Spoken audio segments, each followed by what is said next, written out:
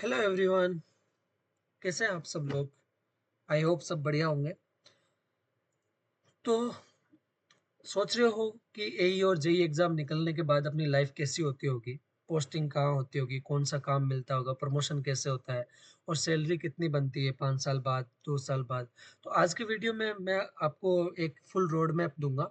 ठीक है, एई जेई बनने के बाद आपका करियर कैसे शेप होगा, ठीक है, क्या रिस्पॉन्सिबिलिटी होती है और आगे ग्रोथ कैसी होती है, ठीक है, उनके क्या ऑप्शंस है। तो वीडियो एंड तक जरूर देखना और अगर चैनल पे नए हो तो सब्सक्राइब कर लो, क्योंकि ये चैनल है आपके लिए ऐसे रेगुलर वीडियोस लेते आएगा।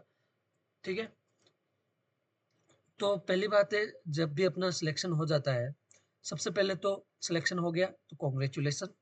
जब आप अपना एजे एग्जाम क्लियर करते हो तो उसके बाद आता है आपका डॉक्यूमेंट वेरिफिकेशन। ये आपका पहला क्रिटिकल स्टेप है। फिर आता है मेडिकल टेस्ट, ठीक है, जिसमें आप हेल्थ चेकअप करते हैं। बेसिकली जो अपना ये एक कलर ब्लाइंडनेस का होता है, जिनको दिक्कत होती है वो उसमें मेनली इसका थोड़ा सा दिक्कत होता है। बाकी तो नॉर्मली फिट होते हैं ये लोग। ठीक है, पोस्टिंग लेटर आता है उसके बाद में। ठीक है, जो आपको डिपार्टमेंट और लोकेशन उसमें असाइन होती है। फिर आपका प्रोबेशन पीरियड चलता है, जैसे कि आपको पता है अलग अलग स्टेट गवर्नमेंट में, अलग अलग डिपार्टमेंट में 1 से 2 साल के बीच में आपका ट्रेनिंग होती है। फिर आपका ऑब्जर्वेशन होता है उसी में।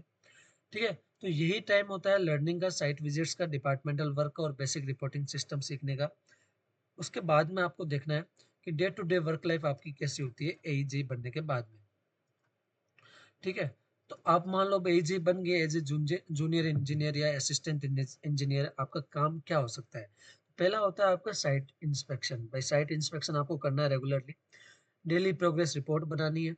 ठीक है, या फिर आपको कॉन्ट्रैक्टर बना कर देगा, उसको आगे फॉरवर्ड करना है। पर ये आपका डेली टू डेली काम है। ठीक है, ड्राइंग अप्रूवल हो गया, उसका एस्टिमेशन हो गया, मेजरमेंट बुक मेंटेन करना, कॉन्ट्रैक्टर से कोऑर्डिनेशन करना। ठीक है, ये सब अपना काम क्या है, जेई और एई का काम होता है। कुछ लोग सोचते हैं कि डेस्क जॉब होती है, पर सच्चाई ये है कि 60 to 70% आपका काम फील्ड पे होता है। स्पेशली आप अगर इनिशियली नए नए जा रहे हो तो आपको फील्ड पे ज़्यादा काम रहेगा। फील्ड पे काम रहेगा तो आप सीखोगे भी ज़्यादा। ठीक है, तो आपको अलग अलग डिपार्टमेंट भी असाइन होते हैं, जैसे कि आप पहले भी मैंने बता रखा है। तो कुछ पॉपुलर अपने गवर्नमेंट डिपार्टमेंट है जिनके बारे में आपको पता होना चाहिए। जैसे काफ़ी पोस्टिंग काफ़ी कुछ डिपेंड करती है डिपार्टमेंट पे। कुछ अपने ऑप्शंस है, जैसे कि पीडब्ल्यूडी है।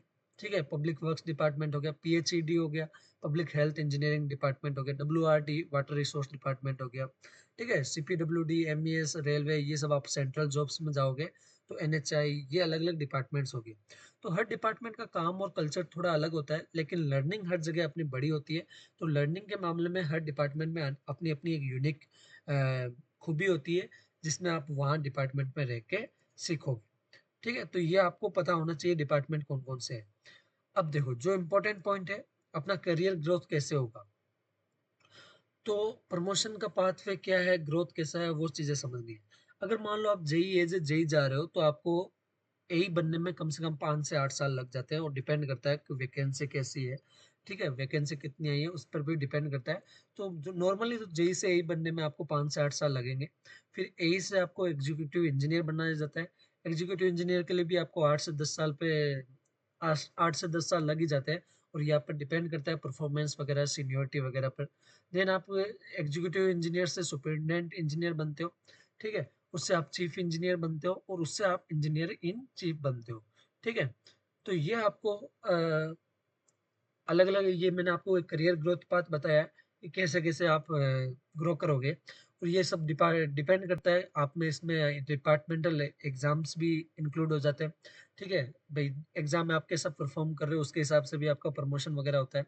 आपकी हायर एजुकेशन है, कितनी हायर एजुकेशन है, वो सब भी होते हैं। ठीक है, तो ये सब आपको उससे ग्रोथ पाथ में, करियर ग्रोथ पाथ में बीच में आता है।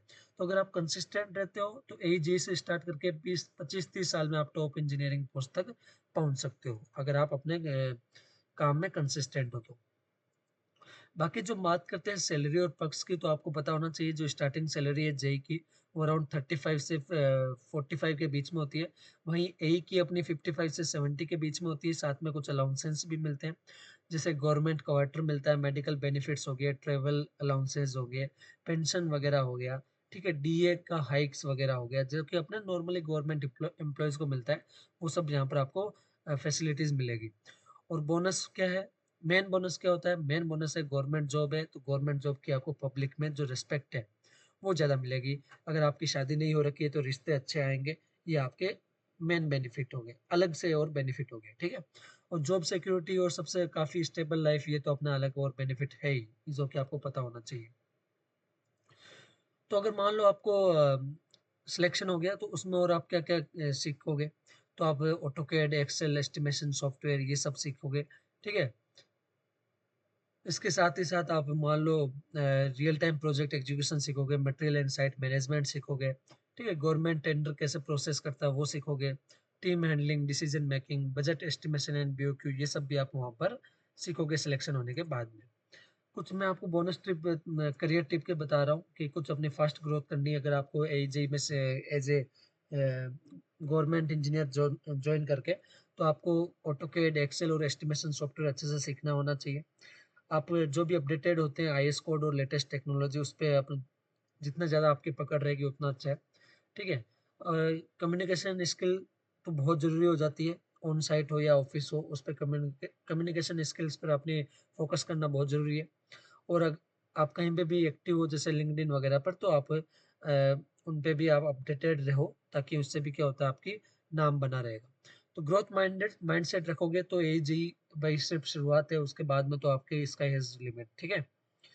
तो आई होप आपको समझ में आई होगी सारी चीज़ें। कुछ कॉमन मिसकंसेप्शन थे जो कि मैंने ऑलरेडी आपको यहाँ पर एड्रेस कर दिया, कि भाई लोग सोचते हैं डेस्क जॉब होती है जनरली, बट ये रियलिटी में 60 टू 70% फील्ड वर्क ही होता है, और प्रोजेक्ट बेस्ड भी थोड़ा डिपेंड करता है। बाकी कुछ लोग सोचते हैं ग्रोथ नहीं होती है गवर्नमेंट इंजीनियर्स में, बट रियलिटी यही है, प्रमोशन और लेटरल जो मूवमेंट ऑप्शन होते हैं वो हमेशा ओपन रहते हैं, ठीक है? तो एई जेई का करियर आपका बहुत बेटर है, और इन दोनों में क्या डिफरेंस है एई और जेई में, उसके लिए मैंने ऑलरेडी वीडियो बना रखा है, तो वो भी आप देख सकते हो। साथ ही साथ मैं यहाँ पर जो मेडिजी के क्लास नोट्स हैं, उनकी हेल्प से आपको सारे सिविल इंजीनियर की प्रिपरेशन करवा रहा हूँ, यहाँ पर पढ़ा रहा हूँ।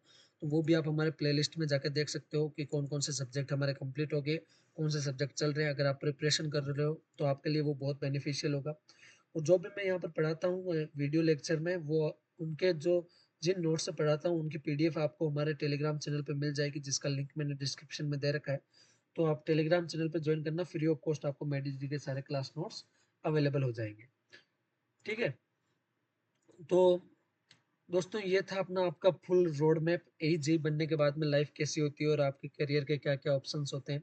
आपके दिमाग में अगर कोई भी डाउट होता है, तो आप हमें कमेंट करो, मैं आपको पर्सनली उसका रिप्लाई करूंगा, जो भी आपके दिमाग में डाउट है, ठीक है? तो कमेंट करके जरूर बताना आप किस डिपार्टमेंट में काम करना चाहते हो, पीडब्ल्यूडी, पीएचईडी या डब्ल्यूआरडी, या कोई सेंट्रल गवर्नमेंट का डिपार्टमेंट। और अगर आप वीडियो पसंद आई है तो लाइक जरूर करना, शेयर करना दोस्तों के साथ, और चैनल को सब्सक्राइब सब्सक्राइब जरूर करना, ताकि जब भी अपना नेक्स्ट वीडियो इससे अच्छे से रिलेटेड टॉपिक पे आए तो आपको पता चले। और टेलीग्राम चैनल ज्वाइन जरूर करना, ताकि वहाँ पर आपको मेडिजी के जो क्लास नोट्स हैं वो आपको फ्री ऑफ कॉस्ट वहाँ पर अवेलेबल होते रहे। तो आज की वीडियो में इतना ही, मिलते हैं नेक्स्ट वीडियो में, तब तक के लिए बाय।